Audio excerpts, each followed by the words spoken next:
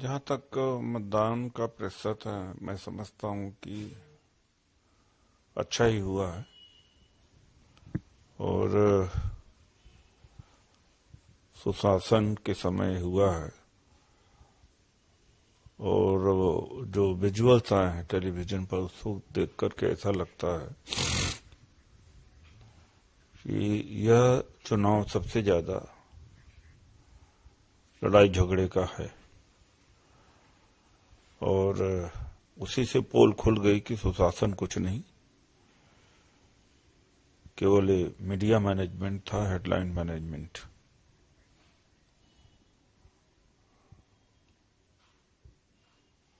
Sir, सम्राट चौधरी कह रहे हैं कि चुनाव नहीं जीतेगा इस बार।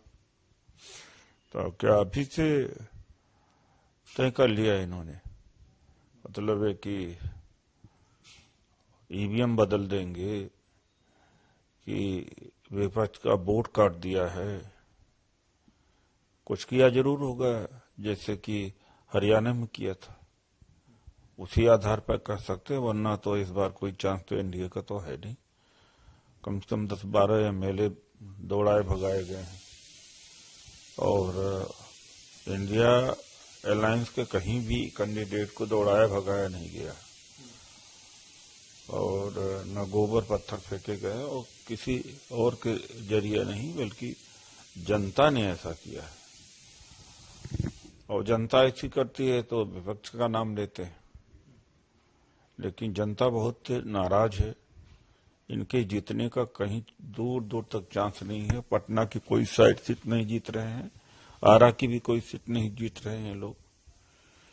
और पटना में जो 4 सीट एलजेपी की है तो बिल्कुल क्लियर है, वो हार रहे हैं।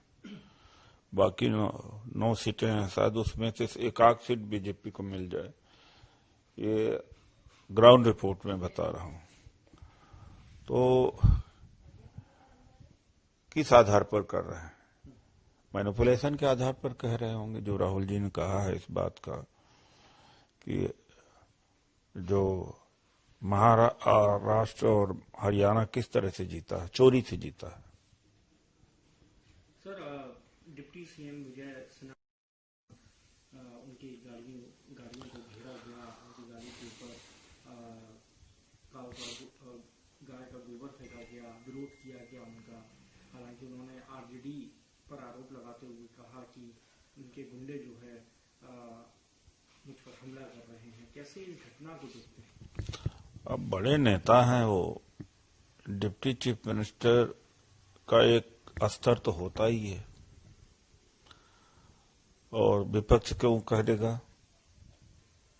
ये स्वतः जनता ने किया है।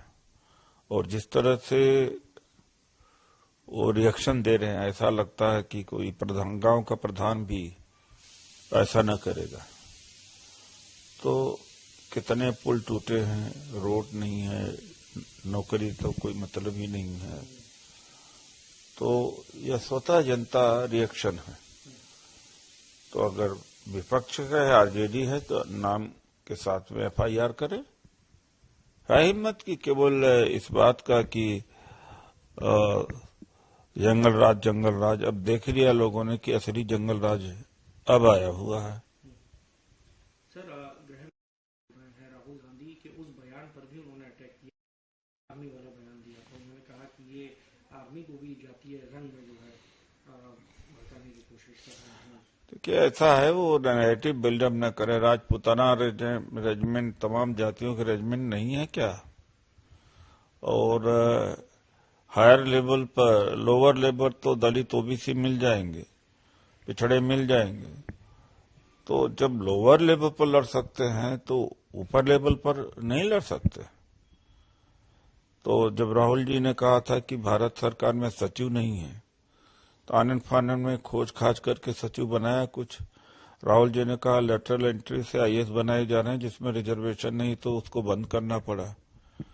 तो राहुल गांधी जी जो कह रहे हैं बिल्कुल सच कह रहे हैं, दुरुस्त कर रहे हैं।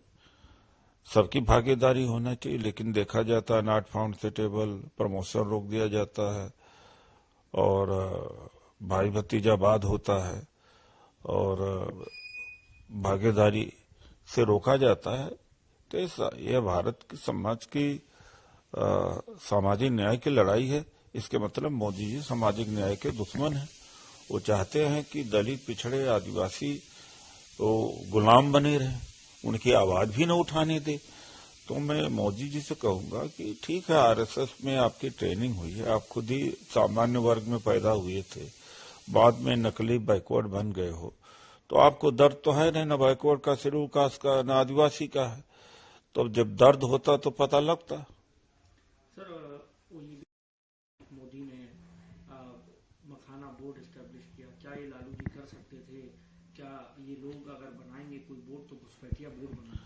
तो मखाना बोर्ड ये क्यों नहीं स्टेडियम बना देते, बुलेट ट्रेन क्यों नहीं ले आ देते? ये मतलब कि आप नाखून काट करके शहीद हो जाएंगे। मखाना बोर्ड से क्या नौकरियां सबको मिल जाएगी? तो जिस तरह से गुजरात का विकास कर रहे हैं, सेमीकंडक्टर इंडस्ट्री महाराष्ट्र से उठा करके ले आए गुजरात में, ऐसा कुछ किया है क्या बिहार के अंदर? उस जो चीनी मिल बंद पड़ी हुई थी, क्या उसको जिंदा किया क्या चीनी मिल? कि मैं वहीं उसी चीनी मिल के अगली बार आऊंगा तो चाय पीऊंगा। और जो थर्मल प्लांट सारे बंद पड़े हुए हैं पहले के, सब उजड़ गए। पटना यूनिवर्सिटी को क्या सेंट्रल यूनिवर्सिटी किया क्या?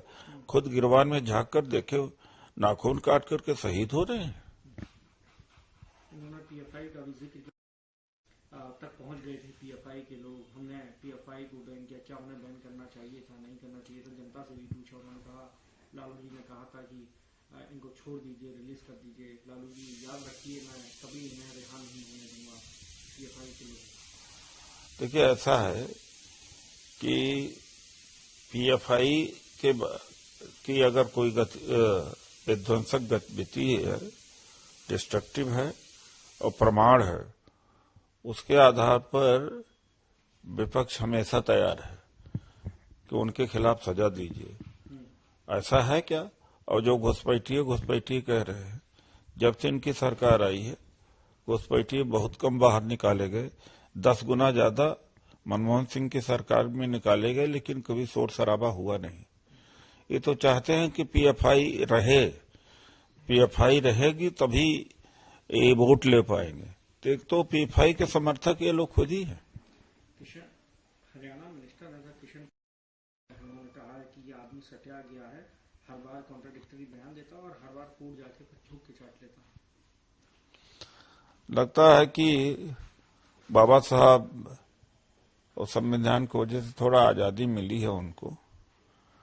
तो अगर राहुल गांधी जी नहीं रहेंगे ना, तो जो ये मंत्री जी हैं ना, ये टट्टी पेशाब उठाएंगे, लोगों का मजदूरी करेंगे, पुराने पैसे में पहुंचा देगी बीजेपी मनुवाद। तो दिमाग खराब हो गया है कि जो संविधान की बचाने की लड़ाई लड़ रहा और जो संविधान के कारण आज मंत्री बने हुए हैं, उसके बारे में ऐसा शब्द बोल रहे हैं, तो इनका ये गुलामी के लायक ही है। मतलब है कि मजदूरी हो जाए, मजदूरी करेंगे और गुलामी करेंगे अगर राहुल गांधी जी न रहे, कांग्रेस न रहे। वरना 400 सीट आई होती तो संविधान खत्म हो गया होता, तो फिर पता लगता एक दिन सब रिजर्वेशन भी खत्म हो जाएगी और मेले लायक नहीं रह जाएंगे। रामदास को आपत्ति थी राहुल गांधी को, तो उनकी कंप्लेंट उस वक्त क्यों दर्ज है? आज से दर्ज कर रहे हैं, कितने दिनों से लड़ाई लड़ रहे। 26 पार्टियां मिलकर गई चुनाव आयोग में। चुनाव कभी कोई जवाब देता है क्या?